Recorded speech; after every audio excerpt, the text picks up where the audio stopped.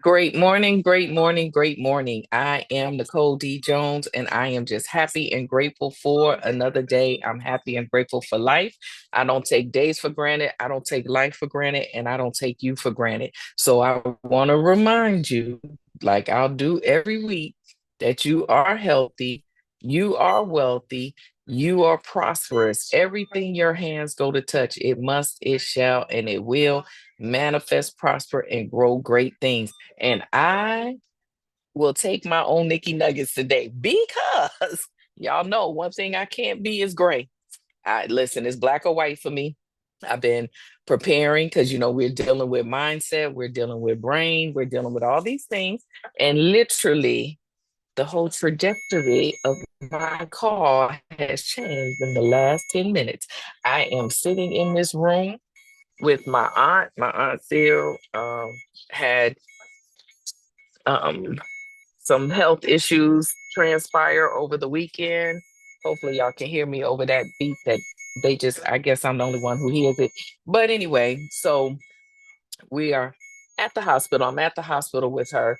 They've had to keep her here, but it shifted because what I want to tell you guys is life happens for you, not to you. And I know I've said it before. This is like a real moment for me. Life is happening for me. Hold on. Stop, Sid. Hold on. What is it? What? No, they're trying to clean it out. She's going too fast. Is there any? Actually, I was watching you, but it's okay. Because if she says it hurts, then it hurts. No problem. If she says it hurts, then it hurts. Okay. So what is that? You're just trying to clean that out? All right. So is there any way you can push the syringe a little slower? Just so that the flow goes in. I appreciate. Okay, neither here nor there at this point. If we can just seal,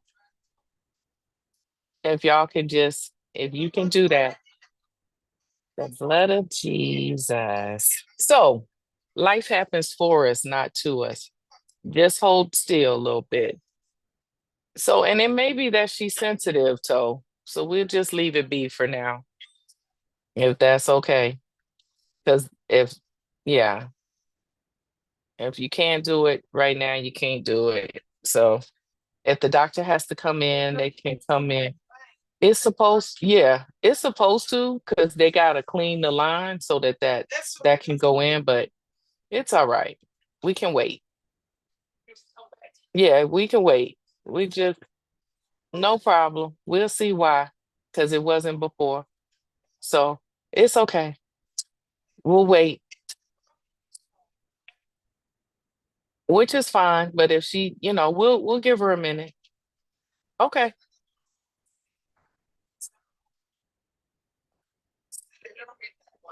Yeah, we'll give her a minute. So no problem. I'll take it. No, that's probably water. I get sealed. I'm gonna do this call and then I'll get you what you need to drink after. No, that's fine. You want some? I'll get you some. But all right. So forgive me. I can't see y'all today, but it's okay. But what has transpired for me is I gotta remember life happens for me, not to me. And life happens for you, not to you. And I say this all the time, but when we get into like situations and places like this morning that really put you there, see, you this is the thing. Anyone who knows me, and hopefully if you've been listening to me long enough, just know that you know me, all right? I'm very transparent. It's nothing that I share that is not me. It's something that is going on, something that I'm living, that I live. But when I say life happens for you, not to you, that's good. You can leave it that way. She doesn't want it closed. Then this is an example. So when I tell y'all, I had a whole nother, but life happens for me, not to me. So maybe this is a learning lesson for someone. Hopefully, this will encourage somebody that no matter what you go through, listen, there is nothing that happens by chance or surprise to God, just to us. He already knew. He already knew what was going to happen this morning. He knew what was going to happen when we got here this weekend. And I'm going to tell you how I know that to be true. Okay. So Seal had an incident that happened on Saturday. She came here, her daughter, my cousin in love, she called, and or maybe I called, I don't know. We ended up on the phone some kind of way. And she was frustrated because, as you guys probably heard, the staff here is not necessarily the greatest, the best, or anything else. If it was up to me, we'd be moving, but it's okay. We're gonna see what happens today. But because y'all know me, on the third day, if Jesus rose, then we can roll out. But anyway, so she comes in, and a doctor had not seen her most of the day or whatever. So I get here, and it's kind of the same tone that y'all kind of, I'm sure, heard or witnessed. I don't know, heard it at least because y'all in my ear, but y'all witnessed me. But it's just a bunch of hesitate. I don't know what it is. But anyway, this was happening when she first came. So I'm like, all right, so do I need to call 911 and let an ambulance come pick her up from a hospital to take her to another hospital? Because if y'all can't service her, maybe she does not need to be here. I said, or do we have to just wait till we get a code and, to see a doctor, where y'all pushing us out the room and because y'all coming in the room? Let me know, help me, make it make sense to me so I know what to do, right? So then they're like, oh, we'll have a doctor here by 9 o'clock. Now, mind you, this is 9 p.m. when she got here at 8 a.m., but that's a whole nother can of beans that we won't even cook today. So I'm like, okay, y'all got, 21 minutes or however long it was to do what you say you're going to do. Long story short, they bring the doctor in. And at this point, because, you got, for me, I'm going to continue to ask questions until you got to make something make sense for me. All right. So they couldn't make it make sense. So I'm asking them different questions. The doctor comes in, great, brings explanation XYZ. Now, there was a team of nurses that came in from another floor because they're over, I guess they didn't have beds. So they had her in a zone, whatever. So the nurses from the actual cardiac floor started coming. So as the nurse is talking to us, and she's answering questions, they were amazing. They got the doctor to come in. So 12 hours into this visit, finally hear from a doctor, blah, blah, blah, woo, woo, woo. Okay. I stay the night with her because, she's having many strokes at this point. All right. About 3 in the morning, something about that 3 a.m. Boy, I tell you, but all right. Around 3 o'clock, nurse comes back, checks on Seal. At this point, Seal's up, she's talking. So they're like, we're glad. And the lady kept saying, like, you look so familiar to me. And I was like, man, you look familiar to me too. So we're trying to figure it out. Like, she's like, do you come to this hospital? I said, no, not at all. Then she's like, is it the church? It wasn't the church. Come to find out, y'all. And so I was asking her, like, do you work on the third floor? Because remember, they didn't have Seal where she was supposed to be yet. So she's like, I used to. I've been in this position. So now she's like the charge nurse or some kind of, head, whatever, honcho of the nurses, which is why they brought her to me. Um, and so I said, did you work on the third floor January of 22? And she was like, I did. And I said, on January 10th, I took my dad upstairs, and I think you were one of the nurses that assisted me with my father. But as I started talking, y'all, this was the same nurse that let me in because it was during COVID. So I'm telling her the story, and she's like, this story sounds so familiar because my dad's doctor's name was Nicole Johnson, which is my maiden name. And we talked about it when my dad was in the hospital. Keep in mind, I'm sharing this, y'all, because I'm going to encourage somebody to know that life happens for you, not to you. Even when you are a victim, you can be victorious. Okay. So we're talking, talking, talking. This is the same young lady that let me in through COVID when no one was supposed to come. And it's the same young lady that when my dad transitioned, because I told her, because in the hospital they have the monitors up and all that. I said, I just don't want to see him flatline. All right. Because, at this point, we've done everything. We're preparing him for hospice. They have prepared me that he probably would not make it through the preparation for hospice. No problem. All right. This is where I was 3 years ago. All right. So she is the same nurse that was there that turned the monitor off. And when my dad fully transitioned, I remember her face, was the gesture she made because she watched the monitor from outside the door. When I tell you, so of course, even in the midst of what's going on with Seal, even in the midst of her not receiving the treatment, even in the midst of me watching someone suffer through these strokes. I've never seen nothing like this before. All of this, God sends the same angel, the same angel that was present. That even if I couldn't recognize she was an angel at that point, I definitely recognized it Saturday. Okay. So why do I say this? And then, we start talking, and I was like, and she's like, we remember now, mind you, remember, you got to pee or poop. Okay, and let me tell them. So mind you now, at this time, it's like with my dad, first of all, for her to work at a in um ICU and to even remember the story of my dad and me, first of all, that's a blessing. Because imagine how many people she has to, you know, um, be a part of, and how many people in ICU actually transitions or whatever. But she remembered the story. She even remember, and I know she remembered because she was able to tell me who was in the room. She needs to get up to go to the bathroom, number two.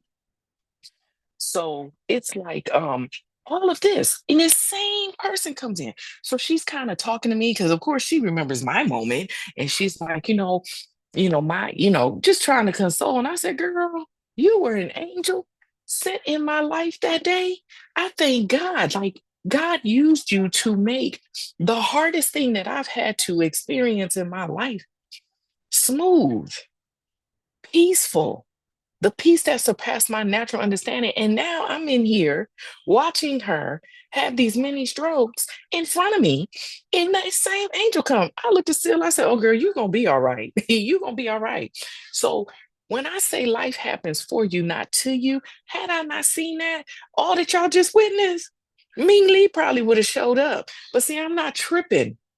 We gotta do things inward out, not outward in. It's Meal Prep Monday. I want to encourage somebody.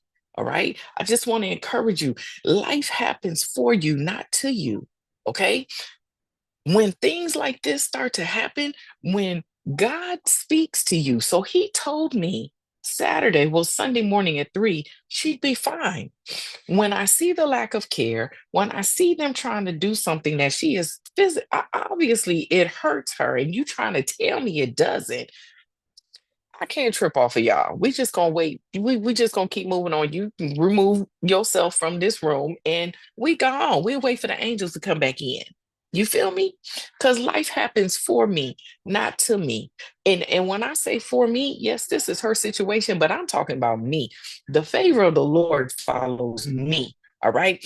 I believe that my footsteps are predestined and preordained. So, because of that, I know that I am always going to be somewhere, not everywhere. See, it's all these things that I throw out, spit out. And then when life starts happening, we cannot forget the nuggets that we chew on every week when it's easy because nothing's going on.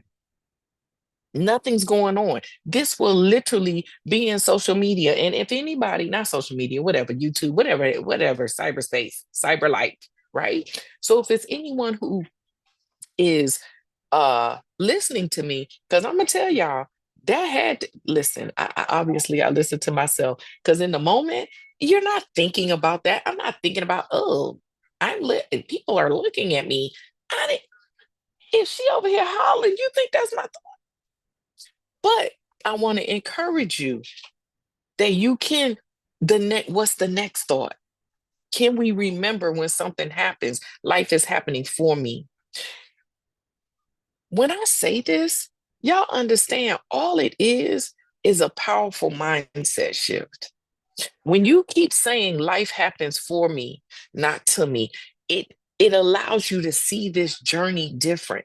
It allows you to remind yourself unconsciously, subconsciously, that my life is simple, but what's simple to do is also simple not to do. So it's only the journey that brings things, and either in it, it's either happening for me or it's happening to me. If I can believe that what just happened is it, listen, she just showed me that I got a little more self-control than maybe I realize naturally that I have, because that just happened, that has been happening, would be enough. But either I'm going to think the next thought, because at the end of the day, when I leave, she still got to be here. At the end of the day, we need care for her while she's here. So we can't be in here acting a donkey and then put her on the blacklist. But what we can do is acknowledge the things that have happened and ask you to just go on, move on. She ain't the only one here. Okay. So why am I saying all this? We're still talking about the mindset. If you can grasp that life happens for you and not to you, that is like one of the most powerful mind shifts that you could possess, because you got to remember we're trying to be a good steward over our own soul. I don't know what's wrong with her. It could be cultural, okay? My mother is Asian. It could be cultural, all right? Whatever it is, I got to be a good steward over my own soul. All right. I can't become a victim in what's going on, because the Lord already showed me that Seal is victorious. Okay. So even with seeing her name is Akia, even seeing Akia, I bless God, because no matter what's going on, so to some people, it may just be coincidental. For me, because y'all don't know the hell I face every day. You don't know what I go through every day, just like I don't know what you go through every day. But it is moments like that that increase my faith to let me know that no matter what is going on naturally, He still got me. He'll never leave me or forsake me, that he already knows. He knew what I needed on Sunday or Saturday for what's happening today on Monday. Our foots are predestined and they're preordained, okay? So listen, because it's 1023. I want to remind you that it's the most powerful mindset shift. I'm looking at my notes that I had to see if there's anything that I could say, but not really. But here's the thing. How do you keep that? How do you keep that mindset? You got to be willing to keep speaking it, that it goes into you, so that you shift your posture and how you look at things. How are you doing? Okay. She needs to go to the bathroom. Yeah, because she got a boo-boo. So she has to get on that little portal pot. But to keep it there, and to keep that mind shift, you got to be willing to to just keep speaking it to yourself, so that when situations happen, you're not trying to consciously trying to do something. It just comes back. Now, you may not realize that when you're in it, but it'll start happening naturally. Okay? So, hopefully in that situation, for anyone who saw it or was on. I don't even know if it's on the recording or not, because I stopped it earlier then turned it back on. But hopefully y'all seen more of the right response from me than the wrong. Because I'm sure somewhere in there I did something wrong. I'm human. But as long as y'all could seen a pullback, that's what matters. Okay. Because I told y'all, this journey is not for us to be perfect, but it is for us to be willing to work out our process. Okay. It's for us to right our wrongs when they happen. It's for us to be able to make the right decisions even when it's uncomfortable. We just got to keep getting up. All right. So, Meal Prep Monday this week, what I want you to do is remember that this life happens for you, it doesn't happen to you. And no matter what, our days are predestined, they're preordained. God already knows what's going to happen in our day. Okay. No matter what it is, He already know. He knew I was going to sit here. That's why we have to steward ourselves well. We have to make sure we're in the right place at the right time, regardless to how we feel. Okay. I was tired because I was here Saturday night, had to sleep in a chair, literally, like a little fold up chair. Okay. Sister was tired, left the hospital, went to church, left from church, had lunch with some people after church, took someone home that lived over an hour away from me to come back to get a call that still wanted me to come back. Now, naturally, physically, did many people would be like, girl, you tired, you should stay. But I told her I would come back and your word means something. Now, thankfully, God, even in that, had a ram in the bush. They put her in a room. So once I had resolved, like, I'm going to go back. I'm tired, but I'm going to go. Because I said I would. They had put her in a room. See, this is what I'm talking about. It's all perspective. Now I'm in a real chair. Y'all can't see it, but I was able to literally recline out and I was knocked out. This morning, Sil was like, I was watching you sleep. I said, girl, sister, tired. Right? Tired. Okay. I gave a little bit of my time, but then I was like, tired. Okay. But this is the thing. I look at stuff. Look, now she over there talking. Now, why is she telling the nurse my business? Now she talking about what she saw when she was looking at me. But anyway, but it's like for me, that's God showing me and confirming for me that when you're where you're supposed to be, He has it. He has what you need in that moment. All right. He had what I needed in the moment. So physical, because if I didn't come, anyone who know me know I'm not a morning person.